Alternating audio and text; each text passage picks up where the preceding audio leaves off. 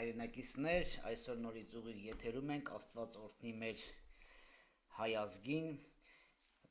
այսօր մեր հույնը Արամ Մկրտչյանը, փորձելու ենք խոսել տարբեր թեմաներից, Արամ ջան, բարի երեկո եղբայր, եթերում եք, հարգանքներս Արամ ջան, Արամ Բարի երեկո, Այ հիմա ձենը եկավ, կտրվել էր մի պահ դրա համար, ինչպես եք եղբայր։ Շնորհակալություն, լավ, աշխատանքային ընդունված կարգի համաձայն։ Պարզ է, Արամ ջան, ես մի պահ ինչպես միշտ մեր եթերում ես եթե չխոսեմ Սերոբ Գասպարյանից, դա անհնար է, դուք հասկանում եք։ Ես ուզում եմ կարճ մի ինֆորմացիա տալ Սերոբ Գասպարյանի մասին։ Նախ շնորհակալ եմ Մարդու իրավունքների գրասենյակից, այսօր էլի այսօր երկու անգամ ինձ զանգահարել են, շատ կարևոր է, որ դա բարձրաձայնեմ հիմա ես, որովհետև եթե լավ գործ են անում, պետք է դա բարձրաձայնվի եւ գնահատվի, որ հաջորդ քայլը ավելի լավ լինի, ես բարձրաձայնել եմ, հիշում եք ուղիղ եթերում Մարդու իրավունքներին, նրանք գնացել, տեսել էին, Ստեղ ես հասկացա, որ մարդու իրավունքներն ունի տարբեր խմբեր, իրավական, բժշկական, առաջի խումբը այցելել էր պարոն Գասպարյանին ԱԱՑ-ում, որտեղ նա հիմա գտնվում է, իրավական հարցերով էին մոտեցել նրան, այսօրվա զանգը արդեն բժշկական հարցով էին ինձ զանգահարել, որտեղ Սերոբ Գասպարյանը ունի լուրջ խնդիրներ բժշկական, որը դա արդեն սերտիֆիկատները եւ բժշկական թղթերը ես ուղարկել եմ Մարդու իրավունքներ, շատ շնորհակալ եմ այդ պրոֆեսիոնալ աշխատանքի համար, տեսնենք այն արդյունքը ինչի մասին որ մենք խոսում ենք եւ ես խնդրած կլինեմ իմ եթերներով, այս եթերով ու ես նրանց էլի եմ ասել, որ դուք տվեք գնահատականը պարոն Գասպարյանի շինծու գործի, որտեղ դուք վերջը գտնվում եք ամենաբարձր ամբիոնում, դուք ներկայացնում եք հայի իրավունքը եւ աշխարհը ձեզ տեսնում է եւ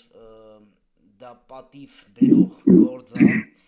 Ես կխնդրեմ Մարդու իրավունքներին, ես գիտեմ, որ իրանք կլսեն այս հաղորդումը, կներեք 1 րոպե, Արամ ջան, ես մի պահ մտնեմ ուղիղ եթեր ստեղ էս մյուս էջով, որ մեր հայրենակիցները մեզ լսեն 1 րոպե Ես խնդրել եմ, որ Մարդու իրավունքը տա իր գնահատականը մեդիա դաշտով եւ ունենա պրեսկոնֆերանս, որ հասկանանք ինչի նրանց կարծիքը, որտեղ հիմա շատ կարեւոր է Մարդու իրավունքի կարծիքը, թե նրանք ինչպես են տենում այսօր գործող հրամանատարին 7 ամիս չկա ոչ մի թուղթ, ոչ մի վկա պահելով մարդուն, սա ոչ թե հանցագործություն է միայն, այս դա բերում է հաջորդ ցեղասպանությանը, եթե մենք չունենք հրամանատար, եթե հրամանատարը չի կարողանում հրաման տա իր զորքին եւ իր զորքի կողմին, ուրեմն սա դիտավորյալ հաջորդ Արամ ջան ցեղասպանությունն է պատրաստվում թուրքահպատակները, ես դա ասում եմ, ես ուզում եմ նորից զգուշացնել Սիսակին քննիչը, որ ինքը արդեն իր կեղտոտ գործը արել է, որ ես մարդու իրավունքներին բարձրաձայնում եմ, մարդու իրավունքների հետ շատ կոնկրետ խոսել եմ եւ դա լրագրողները ապացուցել են, որ Սիսակը ստանալով նոր պաշտոն, իր սև գործ անելով, փորձելով վկա կանչել եւ փորձել է մի կնոջ ասելով, եթե դու սուտ վկայությունը, եթե դու վկայություն չտաս Սերոբ Գասպարյանի հանդեպ, այնպես կանեմ, որ ձեր երեխային ձեր ձեռքից կվերցնեն, դա էլ եմ ես արձանագրի այսօր Արամ ջան, ողբալու միացած ցավալու, պատկերացնում եք հերոսի համար մայր տանեն, կնոջ տանեն, դա ես բարձրաձայնում եմ եւ թող մարդու իրավունքը գնան այդ մարդկանց հետևից եւ հարցում անեն, արդյոք այսպիսի բան եղել է, թե չէ, ես լսել եմ օդից կախված լուրերով եւ հիմա ես դա բարձրաձայնում եմ համ ուղիղ եթերով, համ էլ ես բարձրաձայնել եմ մարդու իրավունքների պաշտպանի մոտ եւ ես վստահ եմ, որ նրանք հարգանք ունեն մեր ես էսել քանի անգամ շփվում եմ, հասկանում եմ, որ նրանք հարգում են մեր հերոսներին, հարգում են մեր հրամանատարներին, նրանք գիտեն մեր վաղվա գալու օրը, որտեղ նրանք էլ են հայ եւ նրանք հասկանում են իրավիճակի բարդությունը, եւ ես ուզում եմ հիմա կոչս դադախազին Գորիկ Հովակիմյանին, ուրեմն Արամ ջան, ես հիմա բարձրաձայնում եմ ինչի համար, որ հետո չասեն, վայ, սենց եղավ կամ անենց եղավ։ Մենք նվիրյալներս ես ասել եմ, նա իմ հրամանատարն է, նրան ծայրունը չի վաճառվում, ես ասել եմ արձակեք մեկ օր շուտ Սերոբ Գասպարյանին, կներեք մի րոպե, եթե Սերոբ Գասպարյանի հետ մի բան կատարվեց առողջական խնդիրներ, որ արդեն կա, եթե նրա կյանքի հետ եւ նրա դատական նիստերը ավելացրեցիր Գորիկ, ոնց ուզում ես իմ խոսակցությունը դու ընդունի, դու խնդիր ունես, ես չունեմ մի հայ, որի համար ես վրեժխնդրություն կամ ինչ-որ բան եմ խոսում, բայց ես ասում եմ հիմա քեզ, եթե դու փորձում ես ու կփորձես այն տղուն դատես, որ 30 տարի հայրենիքի սահմանը պահե, որ դու քրիստոնյա, իմ ազգը քրիստոնյա մնա, այն տղեկին, որ դուք փորձում եք շինցու գործերի մեջ մտցնեք, ձեզի ոչ երկինքն է փրկելու, ոչ երկիրը, ոնց ուզում եք այս տողատագերը կարդացեք, ինչ ձև ուզում եք սա թարգմանեք, ձեր պապկեքի մեջ պայեք, էդի ես եմ ասում, իմ անձամբ խոսքերն է, որ ես ուղիղ եթերով ասում եմ, դադախազ Գորիկ, ձեռքերդ վերցնում ես Սերոբ Գասպարյանից, սա ոչ թե վախացնել է Արամ ջան, մենք չունենք նվեր տալու,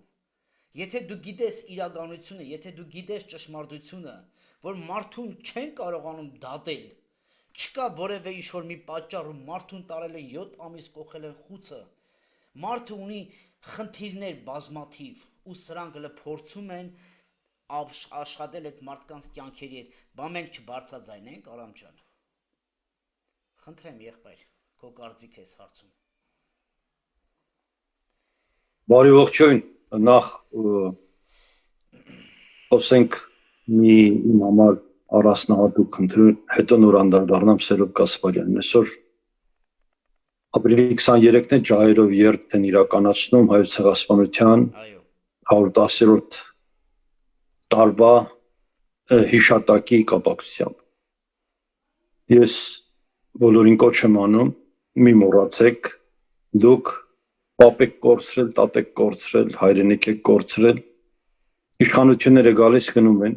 ժառանգությունը մնում է եւ այդ ժառանգությամբ է, որ մենք հաջորդ սերունդին կարողանում ենք փոխանցելու մեր նվիրական երազանքների, չկատարված երազանքների մի մասը եւ կատարվածի այն մասը, որը կոչվում է Հայաստանի Հանրապետություն։ Ամուր եղեք, պինդ եղեք, երբեք մի մտածեք, որ հայությունը կարող է կոտրվի եւ իր ժառանգական իրավունքների նկատմամբ ցույց տա պատշաճ վերաբերմունք։ Հիմա մարդու իրավունքների պաշտպանի գործունեության հետ կապված։ Սա մի առանցին ինստիտուտ է մարդու իրավունքների պաշտպանը, որը գործում է Հայաստանի Հանրապետության սահմանադրությամբ եւ հիմնականում կարգավորում է եվրոպական կամ դեմոկրատական երկրների չափանիշներով։ Եվ յուրաքանչյուր մեկը, ով ստանձնում է մարդու իրավունքի պաշտպանի գործառույթը, նա առաջի հերթին իր աշխատանքները իրականացնում է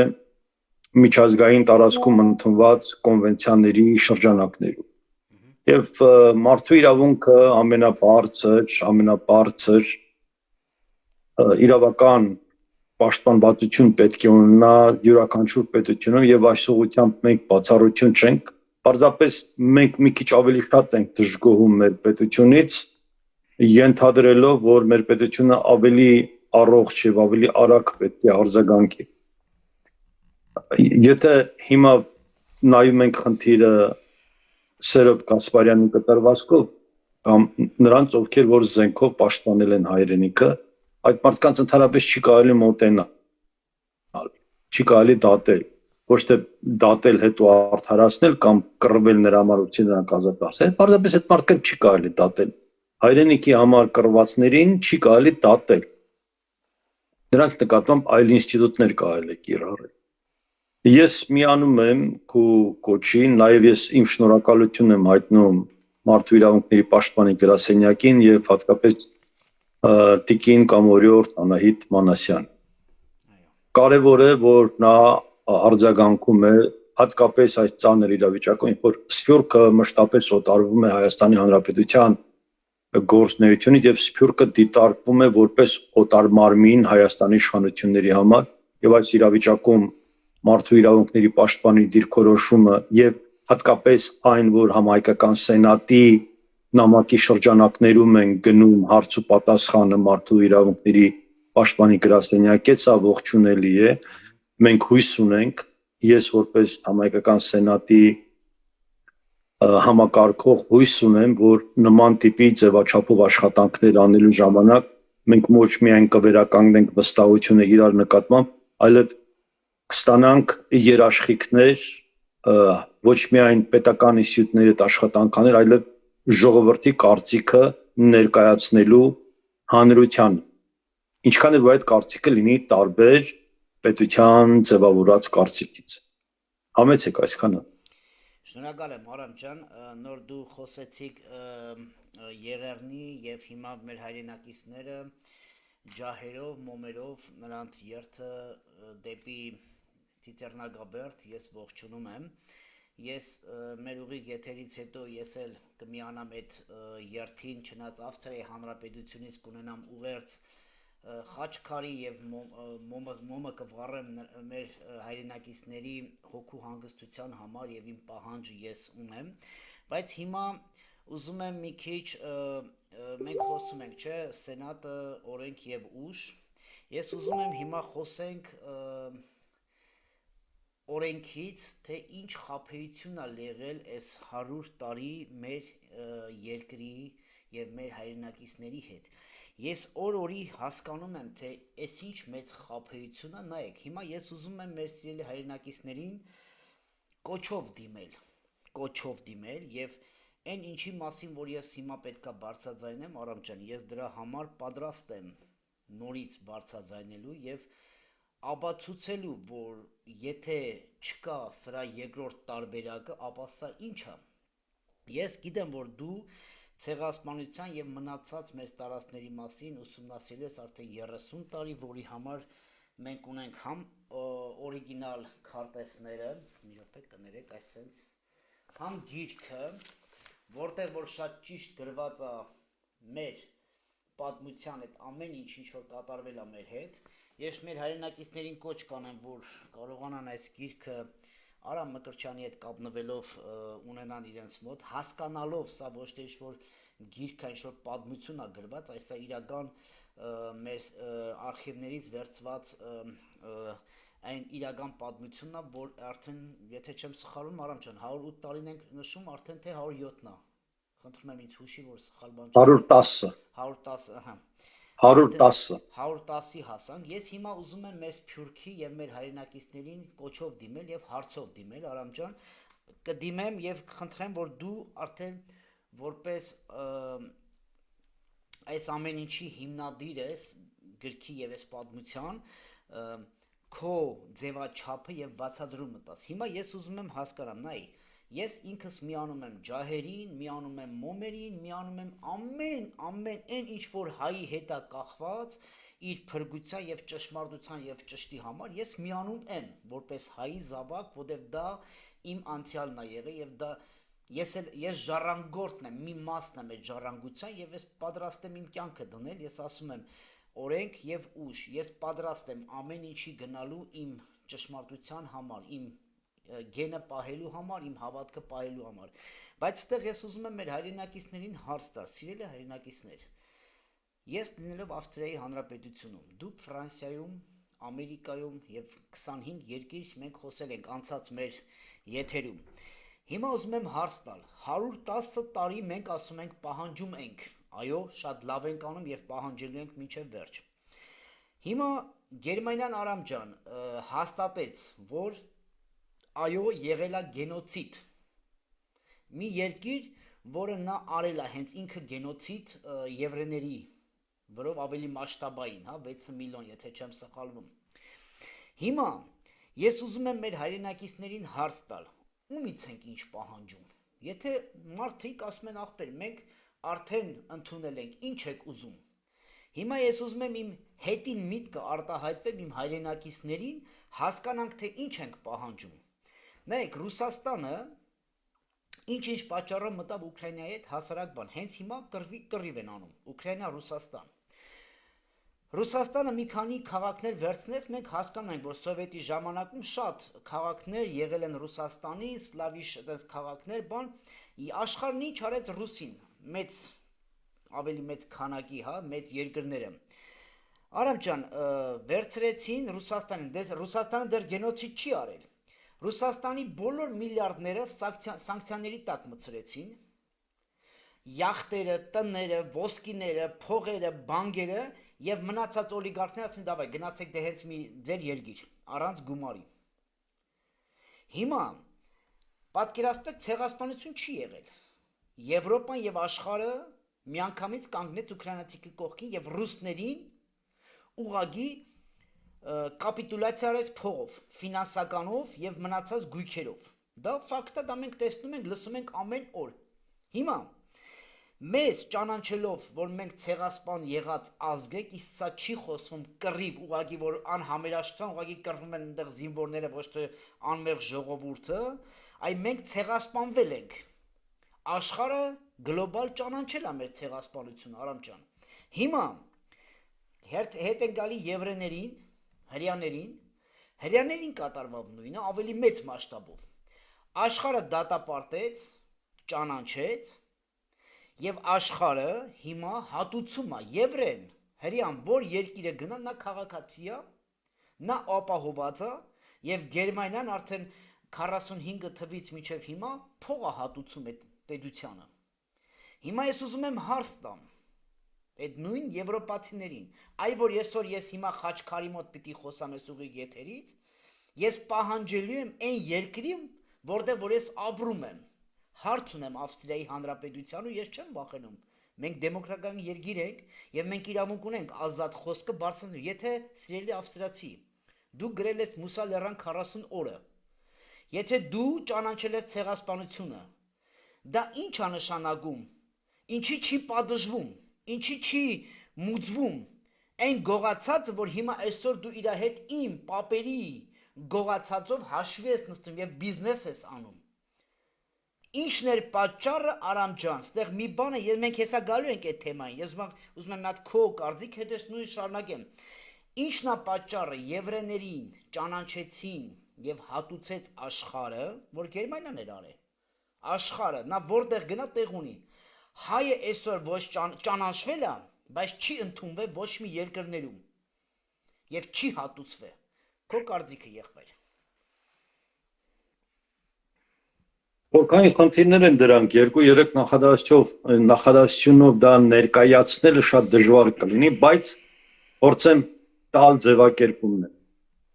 Առաջի համաշխարհային պատերազմը չլուծեց բոլոր այն խնդիրները, որոնք եվրոպական քաղաքակրթությունը դրել էր իր առջև,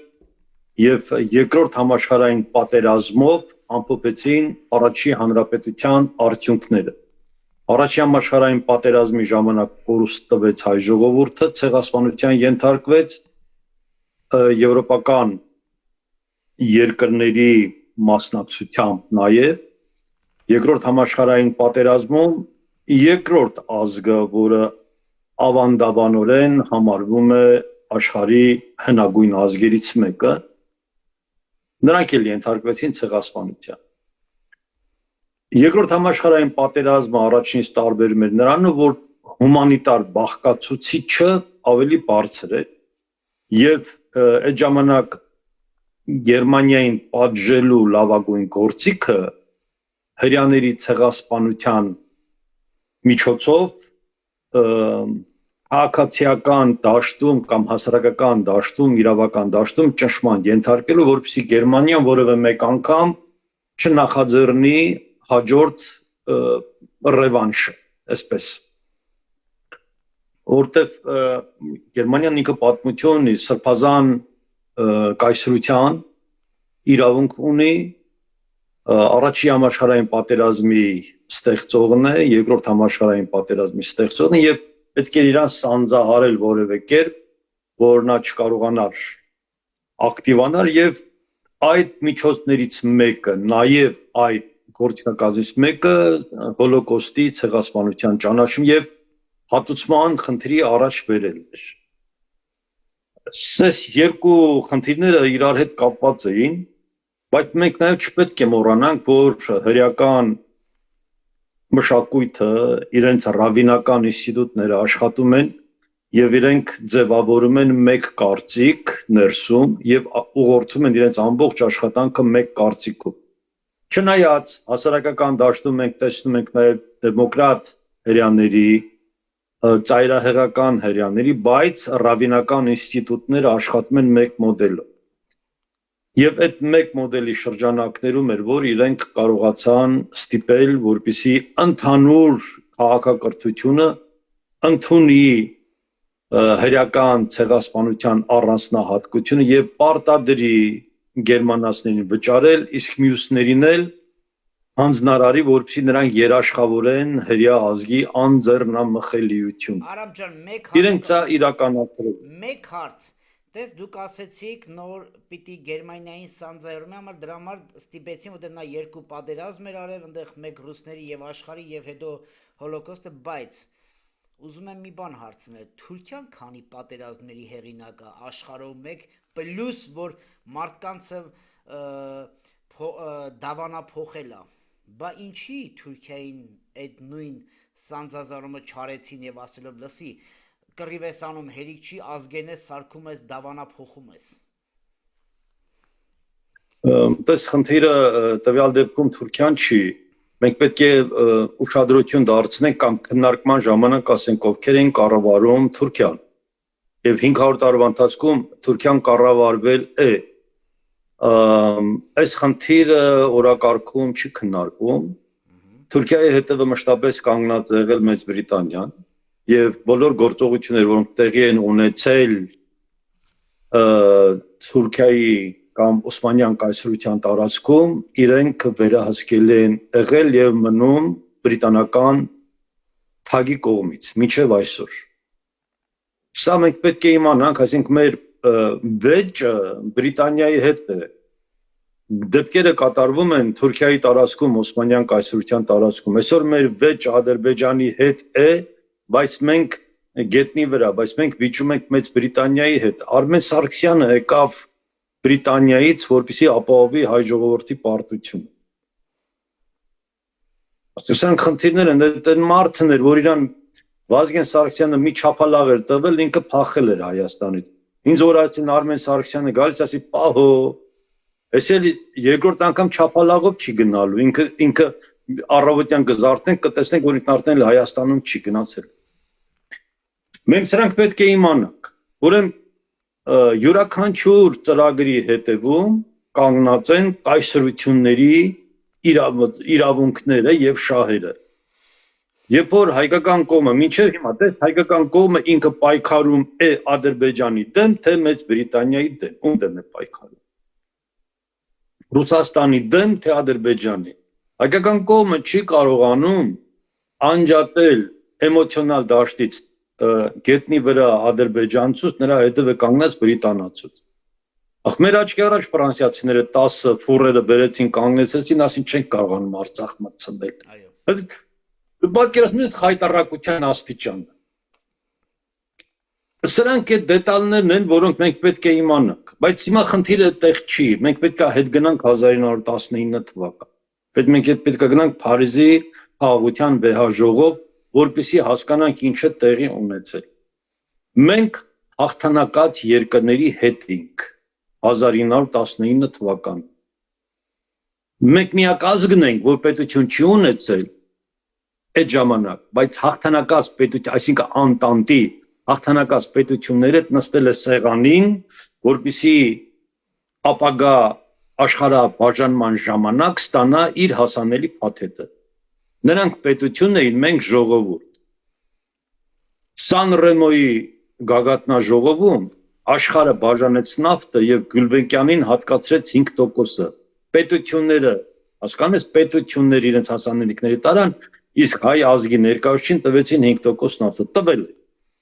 Հիմա սա մի քիչ սա 20 թվական էր, հիմա դες 19 թիվը։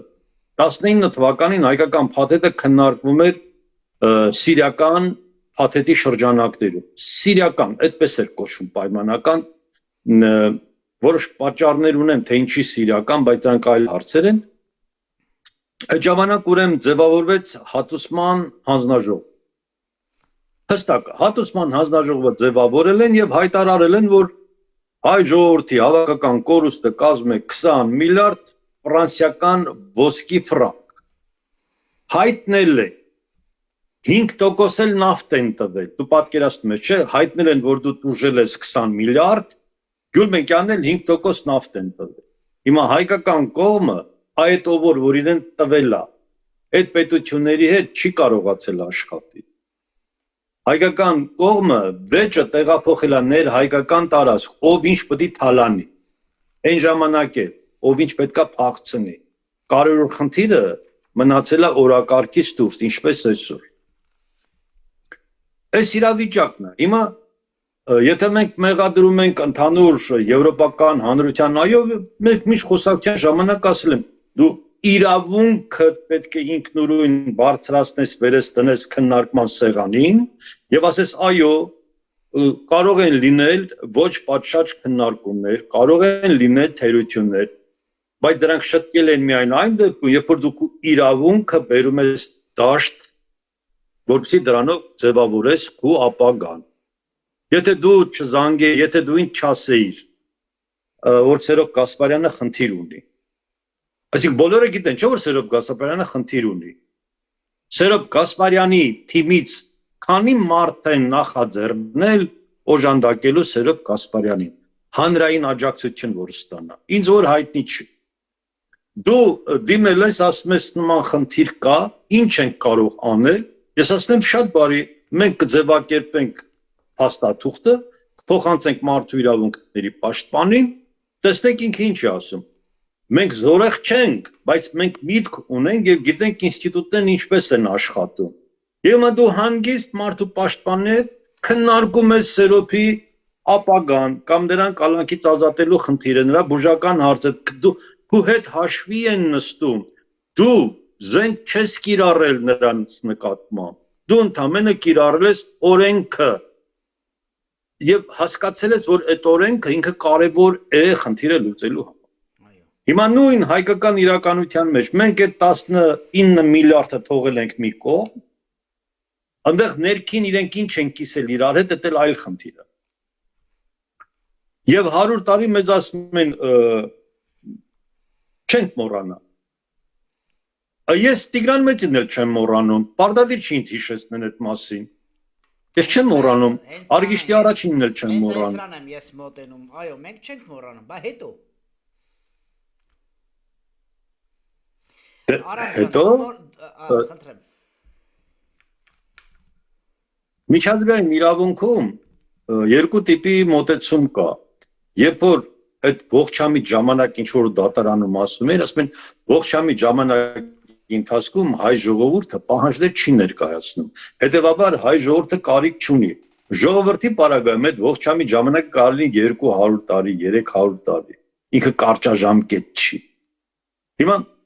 հայ ժողովուրդը կրիտիկական պահի մեջ է գտնվում, չէ Ադրբեջանի հետ կոնֆլիկտի մեջ, այսինքն մենք գտնվում ենք նույն իրավիճակում, ինչ որ 1915-ից 21 թվականներ։ Հայ ժողովրդի քաղաքական դասը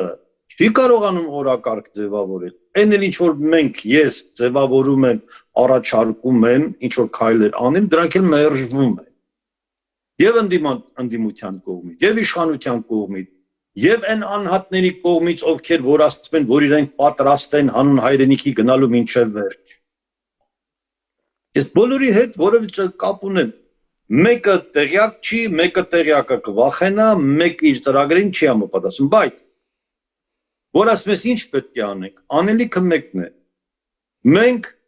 աշխարհը մեզ ճանաչել է, մեր իրավունքները ճանաչել են։ Այն պահից, երբ որ կձևավորի հայկական միջուկը եւ խնդիրը կբերի ոչ թե բարոյական դաշտ, այլ նյութական հատուցման դաշտ 19 միլիարդ, կայֆիցիենտ դառնում 1 տրիլիոն դոլար։ Այսինքն քուսիրա դիլ անելու խնդիրը, այսինքն 1 տրիլիոն դոլարի մասին է խոսքը գնում։ 1 տրիլիոն։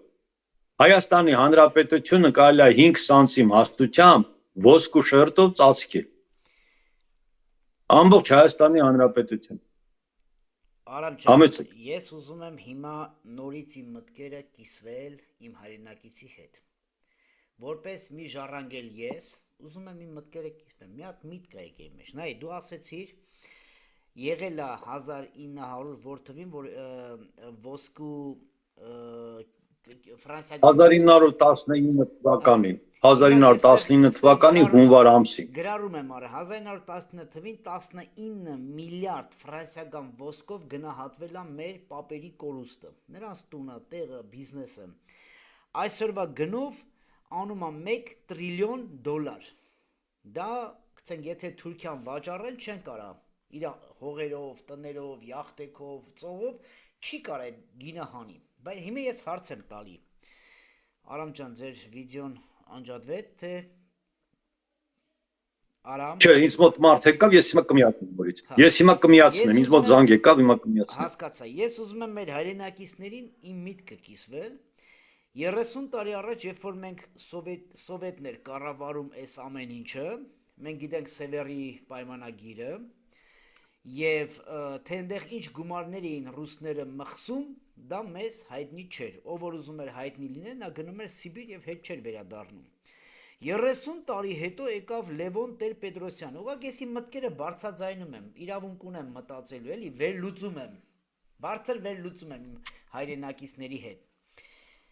Լևոնը եկավ եւ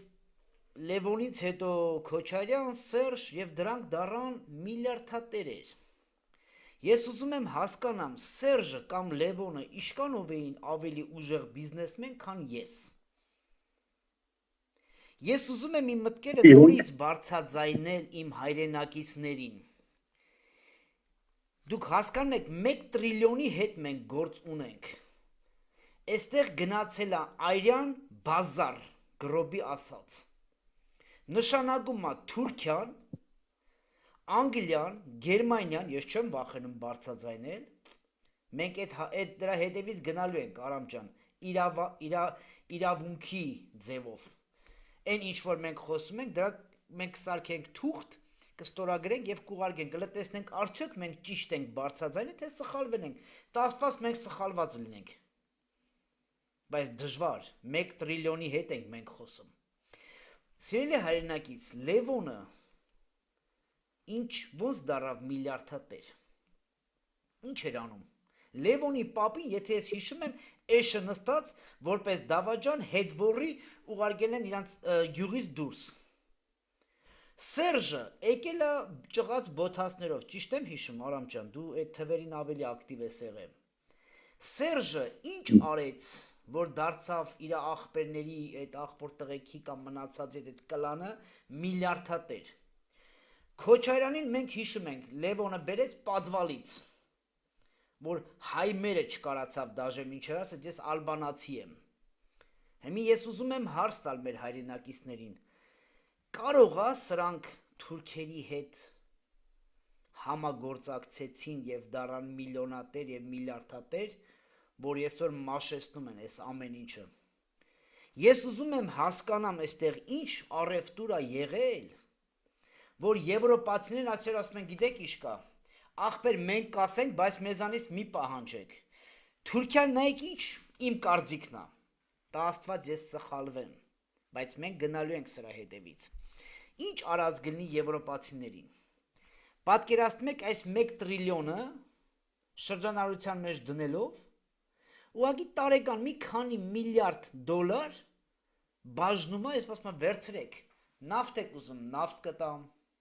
ջուր եք ուզում, ջուր կտամ, քար եք ուզում, քար կտամ, կռիվ կանեք, ՆԱՏՕ-ի զորքը խնդրեմ, արեք,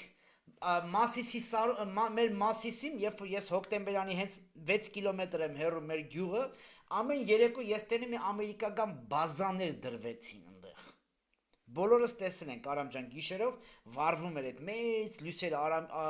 Մասիսի լանջերում։ Ես ուզում եմ հասկանամ, ստեղ գնացել է առևտուր մեր պապերի արյան գնի, Ոնց կլինի Ուկրաինան, որ Ռուսաստանը, ես կարող եմ ասել 50% նա ճիշտ է իր քայլերի մեջ, ռուսներին այսօր սանկցիաների տակ են մցրել,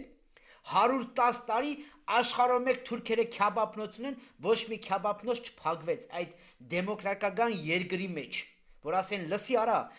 էսի հայ այրան փողով ես դու եկես քյաբաբնոցը դրել, չեմ խոսում մնացած բիզնեսներն ու լոբինգները։ Արամ ջան, ես չեմ վախենում ճշմարտությունը խոսելուց։ Գիտես ինչ, մենք մի քանի օր առաջ նշեցինք Հիսուսի հարությունը։ Գիտես Հիսուսը հարություն առավ։ Ոչ թե իր սիրուն աչքերի համար։ Նա եկավ որպես մարդ փորձության, նա 100% մարդ էր փորձության ժամանակ, ոչ թե Աստծո որդի։ Նա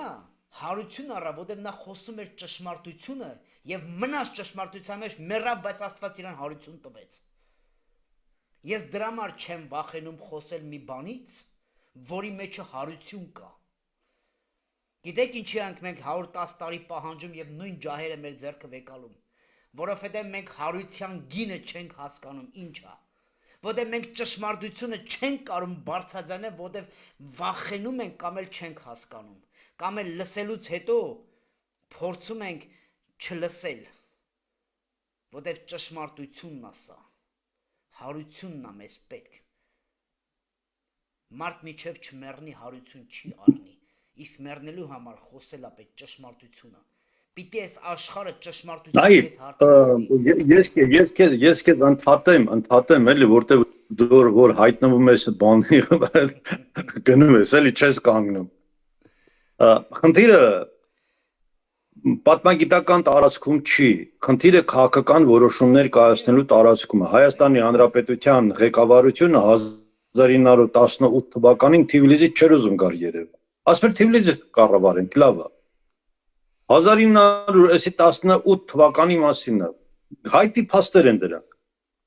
Ուրեմն 1900 արդեն 23 թվականին, երբ որ Հայաստանը մտավ խորհրդային միության կազմի մեջ, Հայաստանը մտել է 31000 քառակուսի կիլոմետր։ Հիմա դուրս է եկել 29800, ասել եմ, ոչ մեկը 1991 թվականին չի ասում, կամ մինչև այսօր չեն ասում, այդ էր ցավատանը, մտել են 31000, այդ ոնց եղել է, որ մենք դուրս ենք գալիս 29800։ Այն չինովնիկը, որ նստած է իշխանության, ինքը պետք է այդ հարցը բարձրացնել, լավ ինքը չի բարձրացրել, կողքի մարդը պետք է բարձրացնել, նա էլ չի բարձրացրել, ուրեմն ստեղ գալիս է մի ուրիշ բան, որ ասել են դե լավ, 29 բավարարվի իշխանությունը կտանք քեզ կղեկավարես, դա էլ ասենք ասել է Մոսկվան պայմանակ, սրանք շարունակել են այդ ձևը, հիմա եկել են 30 տարի, ով որ գլխի ինգա որ բան են անում, գնդակարեցին, թեման փակեցին գնաց, ով որ գլխի էր, հանրապետությունից դուրս գնացեք ապրեք, ամեն մեկը մի բան կստեղծեք, լավ չեք ստեղծի, լավ դուք գիտեք, բայց հանրապետությունը մի ապրի։ 30 տարվա պայքարի արդյունքում Նիկոլ Փաշինյանը, Լևոն Տեր-Պետրոսյանը, Ռոբերտ Քոչարյանը, Սերժ Սարգսյանը դարձան միլիոնատներ։ 30 տարվա կառավարման հետևանքով հայ ժողովուրդը սննկացավ, կորցրեց Արցախը, կորցրեց ազատագրված տարածքները, 1.5 միլիոն հայ դուրս եկան հանրապետությունից, հիմա էլ այդ պարտության հետևանքով ստիպում են, որ մենք ճանաչենք ցեղասպանությունը դնենք կասկածի տակ, որից հետո սահմանադրության փոփոխություն, հաջորդ քայլով Թուրքիան պահանջել է, որովհետեւ մենք ճանաչենք Թուրքիայի տարածքային ամբողջականությունը։ Թուրքիան վերջում դա է ասելու։ Սրանք սա հասկանալի է։ Հիմա եթե մտածում ենք, որ ինչ-որ մեկը պայմանավորվել է, ինչ-որ մեկը իրավունք ունենք ասելու, դե հիմա ֆուտբոլային դիվանագիտություն էր, ասեց ցեղասպանության հուշահամալիրի լույսերն անջատեք, Արարատի լոգոն էլ հանեք, Գյուլենը կարող է նեղանա մեզանից, չէ՞։ Եղել է մեր աչքի առաջ։ Էսի շուր տալ մենակ Նիկոլի դե տխմարություն է։ Սա Նիկոլին արդարացնելու միտում չի։ Սա մենք մոռանում։ Առևտուրա Լևոնից միջև Նիկոլ, էսի առևտուրա մեծ առևտուրա գնաց այստեղ։ Այսինքն հիմա այս առևտուրը ինչ որ տեղի է ունեցել, այս առևտուրը լմյա ցենց հետ է թանք 100 տարի հետ սեղանին դրած է 19 միլիարդ։ Թուրքիան ասում է, եվրոպական կողմը ասել է, որ հայերին դու պարտքես 19 միլիարդ։ Թուրքիայի դիվանագիտությունը գիտենք, Անգլիա, Ֆրանսիա, Գերմանիա, Ռուսաստան, մեկ էլ հայ օլիգարխներին այն ժամանակվա։ Եվ եկեղեցուն։ Եկեղեցուն մեռնեմ ջանիդ, արի մենք քեզ մի մեղնես, հա լավ արի քեզ մի 300,000 տանկ յոլա գնացեք։ Լավա։ Հա, որ 10 լավա բան մեր ճուճուխները հայերեն խոսին։ Լավ 300,000 կտանք յոլա գնացեք։ Այն բանին դուք ինչ եք ուզում։ Բա թերթ չունենք եղբայր։ Եկեք ձեր թերթը խմբագրի բան անենք, ֆինանսավորենք, թերթյան ինչ կդնեք։ Նոր պայքար։ Գերեք նոր պայքար։ Ֆինանսավորում ենք։ Ինչքան է թերթը տարեկան։ Աղվոր թերթ լալու համար տարեկան 50,000, 51,500 կտանք։ Մի քիչ թող շատ լինի, բայց մարդու չասեք։ Սա դասարելով եկել են։ Ո՞ւմ եկել 1900, ասենք այդ 20-ից 30-ական թվականներին այս 19 միլիարդի մասին մոռանում են։ Հայկական տարածքը մոռանում է, ոչ թե խորհրդային Հայաստանը, այլ հայկական տարածքը, ովքեր որ Ֆրանսիայում են, ովքեր որ Անգլիայում են, ամեն մեկը միտեղ են։ Այս թեման սիրուն ակուրատնի ծալեցին, մեկը թոշակ ստացավ պետությունից, մեկը մի հատ ֆորտ ստացավ պետությունից, մեկը մի հատ տուն ստացավ։ Դենց կենցաղավարական խնդիրը, այսօր ինչ որ Հայաստանում արվում էլի, նույն ձևով։ Տեղավորեցին այդ թեման, փակեցին, Թուրքիաներն այս երկրները տեսած թե հայերը պահանջ չունեն, բան չունեն, ոչի բան չկա, ինչ եք դուք բզբզում էլի։ Ու ցեղասպանության խնդիրը մինչև 50 թիվը փակ է եղել։ 50 թվին սովետնա բարձրացրել այդ հարցը։ Այս հուշահամալիրը, որ կառուցված է Հայաստանում, որ մենք գնում ենք ամենտեղ, որին ասում ենք Ծիծեռնակաբերդ ցեղասպանության զոհերի հուշահամալիր, ինքը կառուցվել է 65 թվին։ Ու ինքը չի կոչվել ցեղասպանության հուշեր, ինքը կոչվել է առաջի համաշխարհային պատերազմի զոհերի եւ ցեղասպանության զոհերի հիշատակի բան։ Այսի Ռուսաստանն է, որ մենք ունենք։ Հիմա մենք դուրս ենք եկել Ռուսաստանի հետ քալա ենք տալիս, ասում ենք այն մի երկու հատ անասուն կա Հայաստանում, ասում են դե Ռուսաստանն է կազմակերպել ցեղասպանություն։ Արամ ջան, Այսինքն ամբողջը խառնվել է իրար։ Դրա համար այս հարցը ոչ միայն պատմագիտական տարածքի խնդիր չի միայն, էլիտան պետքա որոշի։ Էլիտան։ Լավ էլիտա է, վատ էլիտա է, ական ինքը պետքա որոշի։ Իրանք պապերին սպանել են, հա, թիվը գրված է 19 միլիարդ։ Մենք այդ փողն ուզող ենք։ Գոնե բիզնես մտածողությամբ էլի բան անեն, բիզնեսով էլի։ Գրել եք որ պարտքի կա, այս փողերը մենք դե ստանանք։ Արամ Համեցեք։ ջան, ես նոր այն օրը մենք խոսում ենք իրար հետ, որ մենք խոսեցինք ինստիտուտների մասին, որ ես ասեցի Արամ ջան, ինստիտուտները, բոլոր ինստիտուտները Հայաստանի Հանրապետության այս 30 տարվա, դե չեմ խոսում Սովետի ինստիտուտը, որտեղ նրանք էին որոշում առավոտը բացվեր մեր գլխին, թե չբացվեր։ Այս 30 տարվա, այս բռնաբարված, ծախված, թուրքա, Ամերիկա, Եվրոպա, Ռուսա, սենց այս խառը, Բաբելոնա, հա, այս ձևը ինստիտուտները չեն գործում։ Հիմա ես բացադրեմ, այն ինչի մասին որ խոսում եմ, ասեմ։ 30 տարի փորձեցինք ռուսի մոտ, եվրոպացի մոտ, ամերիկացի մոտ, այս փողը բերել, այն փողը, այս ծրագիրը, այն ծրագիրը արդեն չկա այդտեղ, արդեն ասում են ապեր հերիք է, էլի արդեն դուք ծախվում եք, էլի արդեն այդ անբարոյական տեսակը, որ 30 տարի անդադ էսի նստում է շախմատորեն, այնի հետ է գալի էսի նույնը, մենք տեսանք, որ ես անձի հետ կապ չունեմ, ուղղակի ես խոսում եմ իրավիճակը, Վարդան Ղուկասյանը Լենինականի քաղաքապետ նստեց եւ ինչ ասեց. Սայուս Ռասիա, նշան մենք այդում ենք հետ։ Նշանակում է 30 տարի գնացինք աշխարհը ման եկանք, չենք կարում, վերջում էլի այդում ենք նույն հին տաշտակը։ Նշանակում է մենք եւ մեր այս ինստիտուտները ծախված էին, նրանք ուղղակի 30 տարի մտան այս 1 տրիլիոնի մեջ, առևտրի մեջ, Պրծավ, ասին տղա ջան, հերիք այլ, այ հմի կընդունեք, Սյունիքն էլ հետը, Արցախի հետը, դիմա տեստա շատ մեծ, կընդունեք, այն նոր շատ ճիշտ ցիտեցիք, ես եթերը պտի մնա, որ մի քանի ժամանակ հետո ցավոք, մենք խոսում ենք, ընդեղ իրականանում է, ու Թուրքիան մի օրից նոր ասել, լսի ինգեր չան, ուզում ես ես 29-ը չի մնալու, չնայած մենք գիտենք, որ 29-ը չի մնալու, ես էլ ձեռիցդ կվեկալեմ, թե չէ Ադրբեջանին կասեմ, նայ, Սյունիքով ես անգամ Սևան կմտնի, դե մի հատ էլ ես պատմությունը ջնջեք, այդքան միլիարդ եք կերել, 30 տարի կերծել եմ, դարել եք միլիարդա տերեր։ Հեմինայի, Վարդան Ղուկասյանը ինչ ասեց, ախպեր, մենք ի վիճակի չենք, մենք լավ մարդ չենք եղել, գնացինք, աշխարհ, մանեգանք, խոպան, փախստական, 30 տարի սերունդ հանեցինք միլիոնից ավել, որ այսօր մենք այդ սերունդի քաշվածներն ենք, որ ինչի պիտի մեր երեխեք օտար ափերում մեծանային եւ իրանց արած այս ամեն կեղտի համար մենք դուրս գանք մեր երկրներից, հա, չնայած մեր մեղավորությունն էլ է, բայց գիտենք 90-ականներին ինչ կատարվա մեր հետ, հա։ Հիմա նայ, նույնիսկ ստանում են նույն տաշտակը, այն վաղտը ռուսը կմտածի քեզի ու մտա, ում գիրգը նստսնի քեզ։ Դրա համար ես ասում եմ Արամ ջան, իմ առաջարկը, երբ որ ես իմացա Սենատի գաղափարը, ես մի բան ասեցի, այս կուսակցությունները հիմա որ դու, տես որ այդքան քեզ հարգում, սիրում եմ, ես միշտ խոսում եմ իմ մասին, եթե մենք նույն գաղափարի մեջ ենք, մեր մասին, Հեմի որ դու գնաս միայնակ կուսակցություն բացես, իշքան է քեզ հարգում ընդունում եմ, վաղը դու ես նույն տաշտակին ես հայտնվելու, որտև այդ նույն հոտը, կեղտը, չի մաքրվելու, որտև դու կուսակցություն ես և քո դեմը դրվելու է մեկ բան, դու պտի գրիչը վեկալես և համաձայնվես։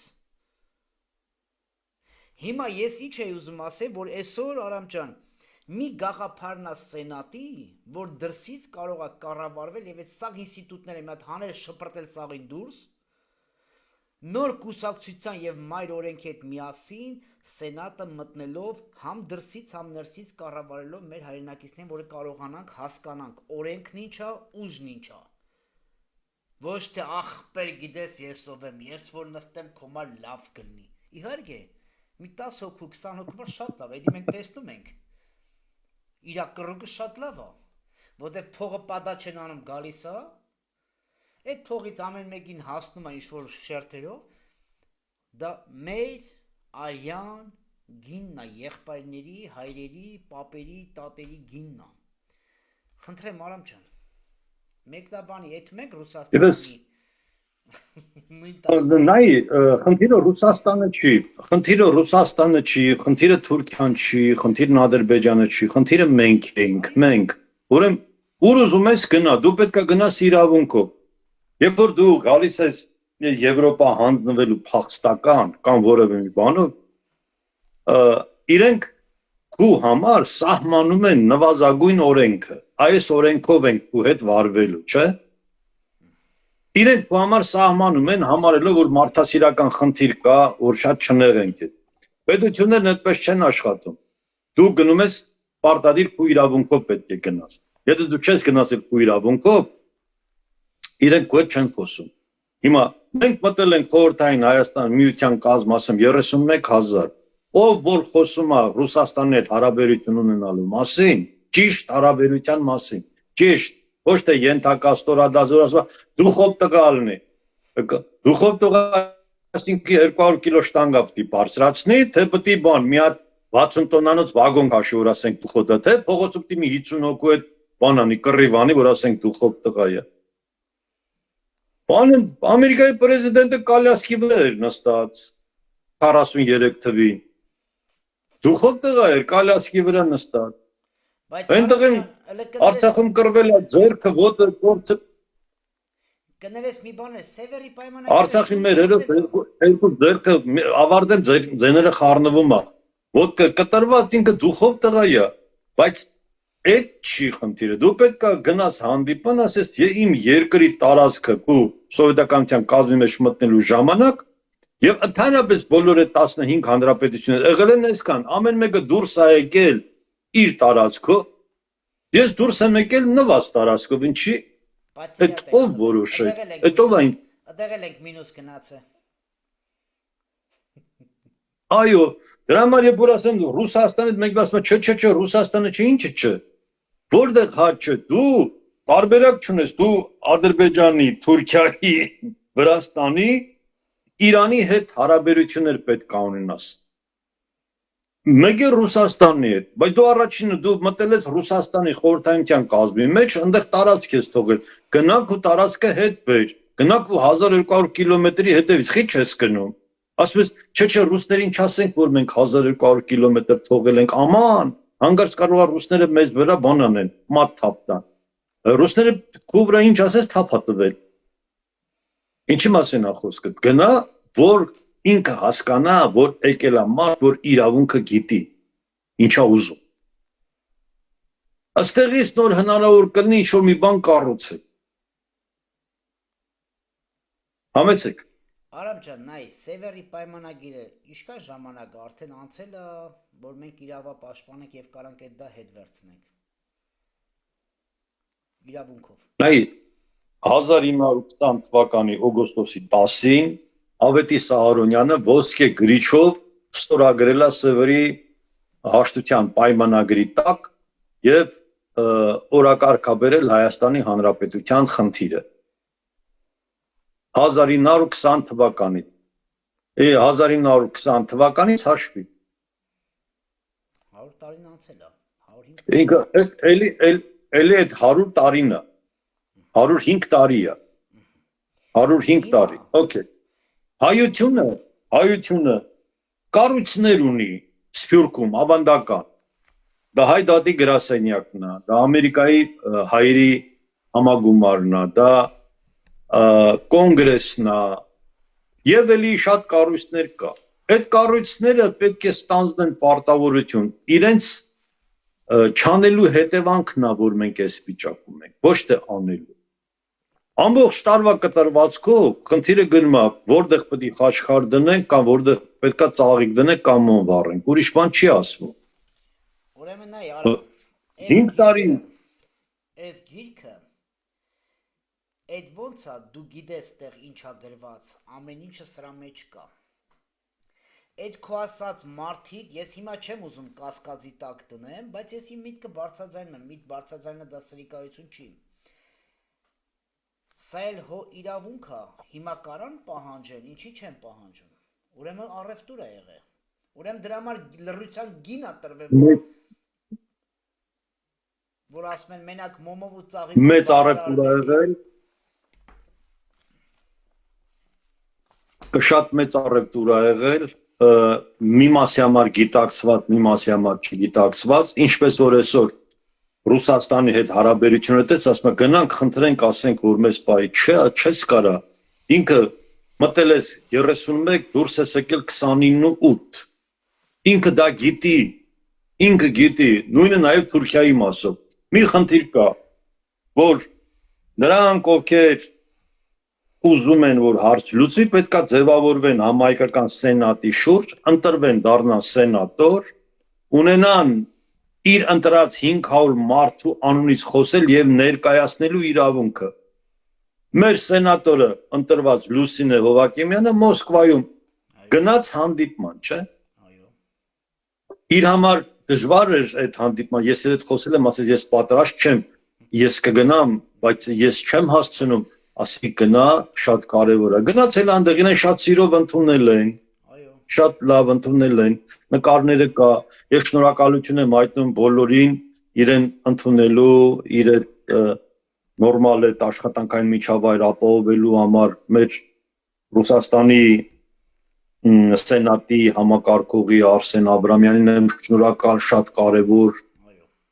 մյուս անունները չեմ տալիս, որպեսզի բան չառաջա, պատասխանատուի անունն եմ տալիս Շատ կարևոր միջոցառում տեղի ունեցավ, գնաց տեսանք ներկայացրեցինք հարցը։ Հիմա այսպես քայլ, սենատի միջոցով պետք է կարողանանք ներկայացնենք, այլ ընտրանք չունենք, եթե կարողացանք սենատը դարձնել այն ինչ որ ուզում ենք, մենք այդ 1 տրիլիոնը կբերենք օրակարգ 214,000 քառակուսի կիլոմետրի հետ։ Եթե կան կողմեր, հայեր, ովքեր որ ցանկանում են, բայց չգիտեն, Մեր ասած ընդամենը 4 տողը ավել չի։ Դու ունես իրավունք, նյութականացված է 19 միլիարդով, տարածքով նյութականացված է 214,000 քառակուսի կիլոմետր, Ռուսաստանի մասով 31,000 քառակուսի կիլոմետր, ասելիքների մասով էլ խնդրեմ, Ռուսաստանում ես գնա 31,000-ի մասին խոսի, Եվրոպայում ես խոս 214,000-ի մասին։ Ամերիկայում ես Վիլսոնյան իրավարար վճռի մասին, հավաքականը խոսի 19 միլիարդի մասին կամ 1 տրիլիոնի։ 4 տողա, հատուկ բան չի։ Համեցի։ Նախ Արամ ջան, ես ուզում եմ Լուսինեից շնորհակալություն հայտնել իմ հարազատից, որ ինքը ունեցավ այդ վստահություն եւ այդ դուխը, որ կանգնեց այո Մոսկվայում այդ մեծ գործիչների հետ, հզորների հետ եւ բարձրաձայնեց մեր խնդիրը։ Ես ուզում եմ անձամբ իմ հարազատի շնորհակալություն հայտնել եւ ուզում եմ մեր մնացած սենատորներին այս օրինակը ցույց տալով, բարձրացնելով, որ մենք այսպես պետք է աշխատենք, որ հասնենք մենք ժառանգներ ենք, սա մեր ժառանգության, մենք չենք գնում օտարի ինչ որ հող ու փող ուզելու, այլ մենք գնում ենք մեր ժառանգությունը հետ բերելու, դրա համար ասում եմ Լուսինե ջան, ես քո ցավը տանեմ։ Միշտ ասում արյուծի էքն ու ворցը չկա, հենց էսի էս խոսքն է։ Հիմա Արամ ջան, ուզում եմ մի հատ քեզ հարց տամ։ Ըստ այդ հարցի վրա ուզում եմ մի հատ բան բարձրաձայնեմ, որ մեր քաղաքական էլիտան եւ մնացածը ճիշտ հասկանա։ Մարգարայից այն կողմ, որտեղ մեր մասի սարն է, դա մեր երկիրն է, թե մեր երկիրը չի, մեր պապերի տունն է, թե չէ։ Ուղղակի հարցս պատասխանի։ Ինքը մեր երկիրն է։ Ինքը ուրիշին չի, այնտեղ պարզապես հիմա թուրքեր են ապրում։ Հիմա ես ուզում եմ մեր հայրենակիցներին մեկ ուղում անել, երբ որ մեր քաղաքական էլիտան եւ մնացած հայրենակիցները այս խոսքն են ասում, մեր հարևանները, մենք հարևան Թուրքիայից եւ Ադրբեջանի կողմից չունենք, դա մեր տունն է։ Երբ որ դուք հարևան եք ասում, նշանակում է դա իր հողն է, սիրելի հայրենակիցս։ Դու տալիս ես Թուրքիային green card, մի կողմը պահանջում ես հենց այսօր, այս պահին, ջահը ձեռդ ասում ես պահանջում եմ, մյուս կողմից ասում ես հարևան։ Դա նույնն է, երբ որ քո տան մեջ քո ինչ որ մեկը գա մտնի դուռը փակի, գնաս թխկցնես, ասես հարևան, կարելի է սենակ, դա քո տունն է։ Գիտեք, բառը ուժ ունի։ Թուրքիան իմ հարևանը չի։ Թուրքիայի սահմաններով մինչև ծովը դա իմ տունն է։ Ես խոսում եմ ժառանգորդի անունից, ոչ թե հարևանը հարևանի։ Արցախը իմ տունն է, իմ հարևանը չի Նիկոլ Փաշինյան։ Եվ մնացած էլիտայիդ ասում եմ, ականջներդ օղ արեք եւ այդ բառը ուղեք։ Դա մեր տունն է, դա մեր հողն է։ Ես չունեմ Ադրբեջան հարևան։ Ես ունեմ Հայաստանի Հանրապետության նահանգներ, որը ձգվում է հյուսիսից հարավ։ Ես խոսում եմ իմ նահանգներից, իմ տնից։ Սա շատ կարևոր է, որ մեր հայրենակիցները այս բառը փոխեն իրանց մեջ։ Քո տունը տալով ուրիշին ասում ես հարևան։ Ոչ, Իրանն է իմ հարևանը, որոշ չափով։ Վրաստանն է իմ հարևանը, բացի Ադրբեջանից որոշ չափով, Ռուսաստանն է իմ հարևանը,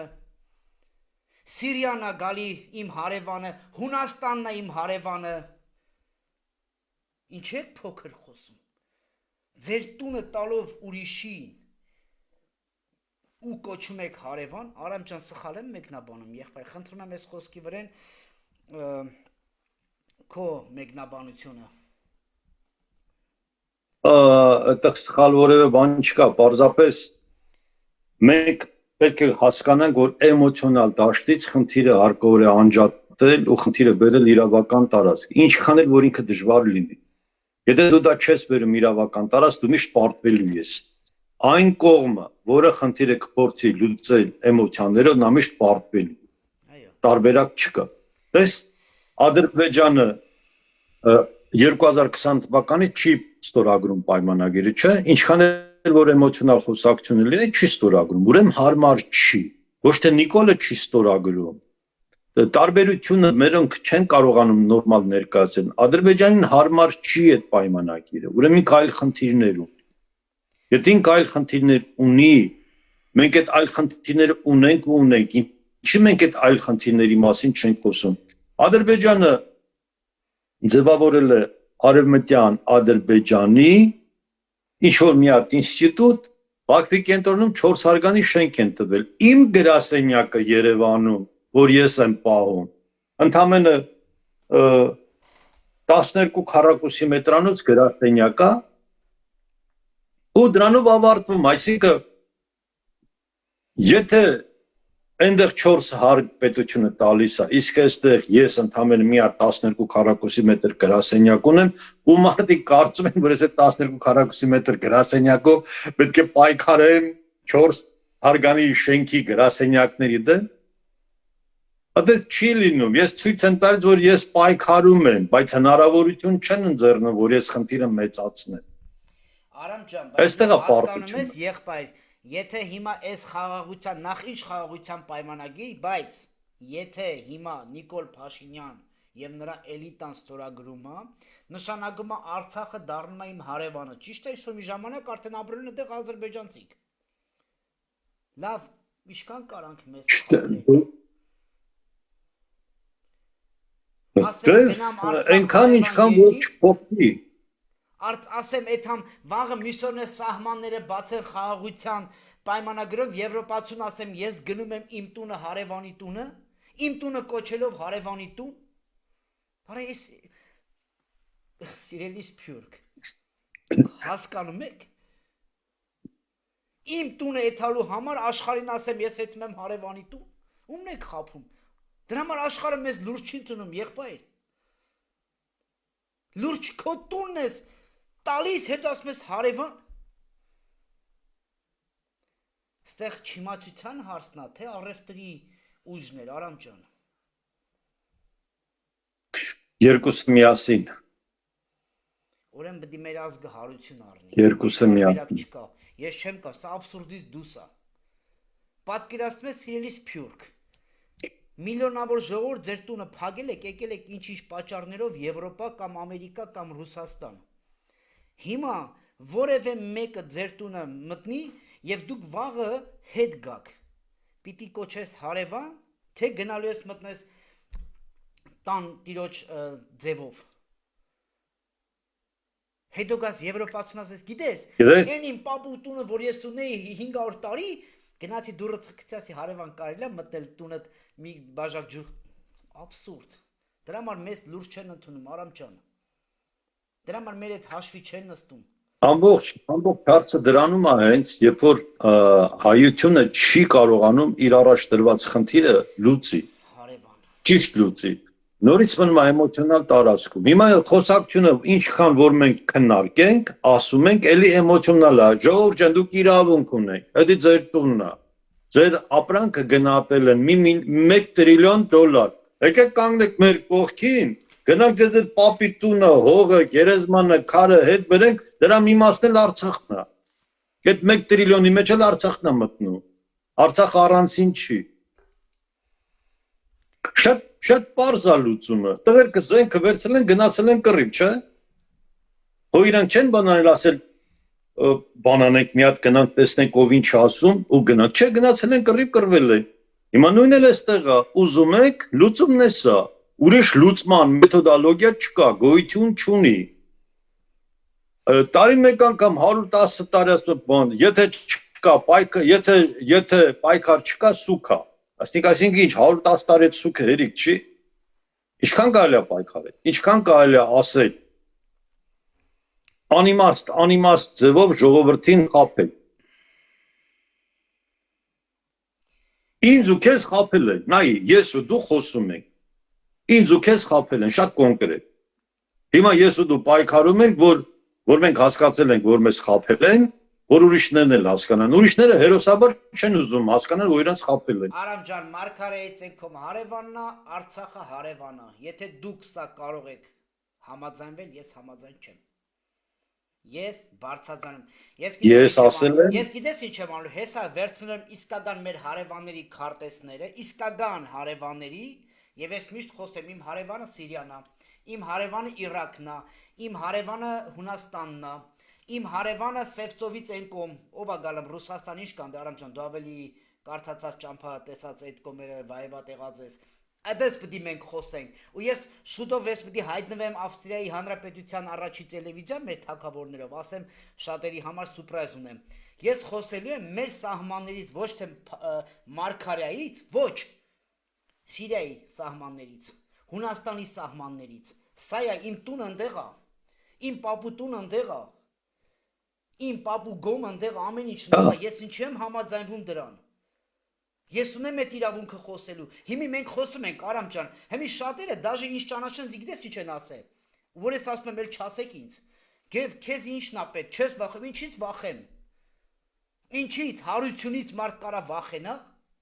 Հիսուսը օրինակը ցույց տվեց։ Արամ ջան, դու ինչից ես վախենում, 30 տարի կռիվ ես տալում այդ անբարոյականների հետ։ Ու չես լռում, ես այն անգամ քեզ հարց տվի, դու ժպտացիր։ Ասի հալալա։ Ինպես մի հատ է մտածող կա։ Դրա համար նույն եթերներն ենք անում, ուրիշ բան չենք խոսում։ Քո տունը ասես հարևան։ Էնել ասում աղբեր ջան, ինձի հարևանա կոչում ի՞նչ տուն, ի՞նչ ես պահանջում 24-ին։ Ինչ։ Հարևանից ի՞նչ ես պահանջում, հարևանը չի տալım։ Կուզի կտա, կուզի չի տա, բայց երբ որ ասում ես իմ տունն արա, լսի։ Այ եվրոպացի, այ ամերիկացի, ես Եվրոպայում, ես այս հարցը բարձրացնելու եմ, Արամ ջան, ես չեմ վախենում եվրոպացու աչքին եմ ասեմ, ինքեր ես իմ տունն է։ Էդի նույնը գնի, ես 30 տարի ապրելով ստեղ ասեմ, լսի, դու պետք է ինձ հարևան ասես, ավստրիացուն, չի ասի դու աննորմալ չես, արա ես իմ տունն է։ Հերիքա, չիմացությունը։ Խնդրեմ Արամ ջան, ասա։ Ես կարող ենք երկար խոսել։ Մի բան կա, հայությունը պետք է իմանա։ Թուրքիան իրենց պարտք կա $1 տրիլիոն կամ ոսկով արտահայտված 19 միլիարդ 1919 թվականին։ Իր պապերի ունեցվածքը, գույքը, այդ ամենի չկա։ Պարզապես այդ խնդիրը տեղաշարժելու համար իրենք պետք է ցանկություն ունենան իրենք մասնակցելու, այլ ոչ թե ասեն դե մենք Խոհանոցում ասում ենք հայրենասեր ենք, բայց դուք զբաղվեք, էլի մենք ժամանակ չունենք դրա համար։ Արամ ջան, ես ցած եմ տեսնում Եվրոպայում 30 տարի ապրելով, այդքան ցույցերին մասնակից լինելով, շատ անգամ առաջի տեղերում լինելով, հա, շատ հարցերում, մենք պիտի երկու տեղ պահանջենք Թուրքիայից եւ այն երկրից, ով որ պահանջել է։ Ես հիմա պետք է Ավստրիայի Հանրապետությանը կոնկրետ հարց տամ։ Եթե ճանաչել ես, ինչի չի պատժվում ձեր կողմից, ինչի սանկցիա չի դրացում ինչ-որ դրանց քյաբաբնոցների կամ դրանց օֆշորների վրա։ Ինչի, ինքը պետք է ինձ հարց պատասխան տա։ Ես դրա համար այդ սենատ գաղափարը, որ ես ասում եմ, պետք է մենք ավելի հզորացնենք մեր հայրենակիցներին, որ հասկանանք մեր իրավունքը, որտեվ եթե անհատ այսօր գրեց Ավստրիայի Բունդեսթագում կամ ինչ-որ մի տեղում, նրանք պատասխան չեն տա, բայց ես համոզված եմ, որ վաղը մյուսօրը մենք ունենանք գրագետ գրառում նամակ, Արամ ջան, մենք ուղարկելու ենք, ես ուղարկելու եմ, ինչի ես ինձ ասում հարևան, Թուրքիան իմ հարևանը չի, Իրանն ու Սիրիան ու Քուրդիստանն է կամ բանն է, Հունաստանն է իմ հարևանը։ Ինչ ես ինձ խափում, եվրոպացի, բայց չէ որ դու օրենքի երկիր ես։ Այդպես պետք է ինքը մեզ պատասխան տա, ինչ է կատարել։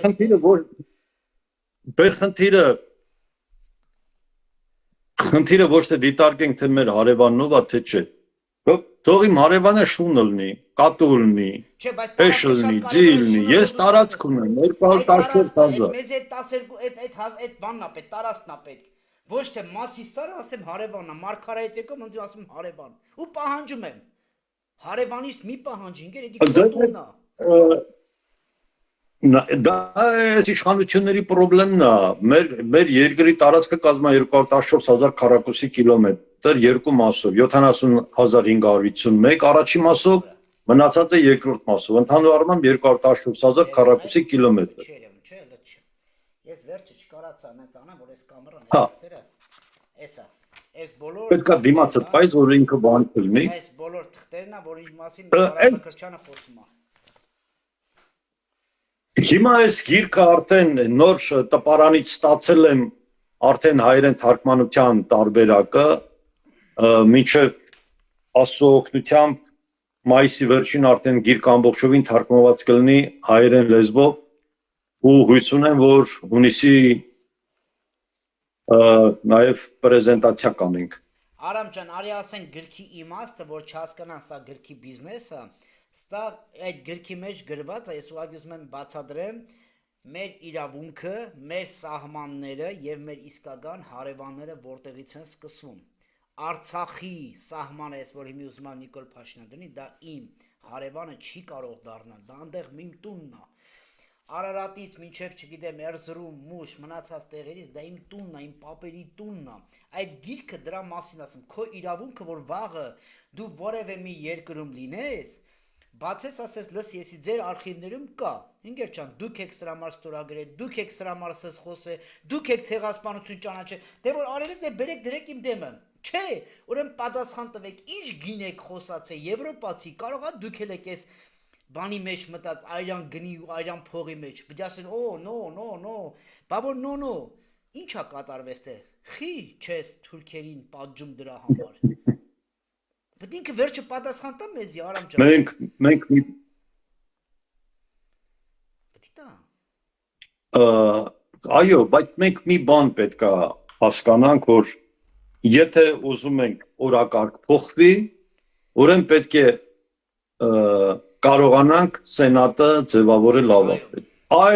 Այլ ցավոք սրտի միջոց չունենք։ Ինչքան էլ խոսենք, այդ ռուսներն ասում են ինչքան էլ որ ասես հալվա, բերանը չի քաղցրանա։ Այդ վիճակի մեջ ենք հիմա։ Շատ շնորհակալություն Արամ ջան, ունեք էլ երկարացնելու, ասելու։ Չէ, ասելիք չկա, խնդրեմ, շնորհակալություն խոսեցինք։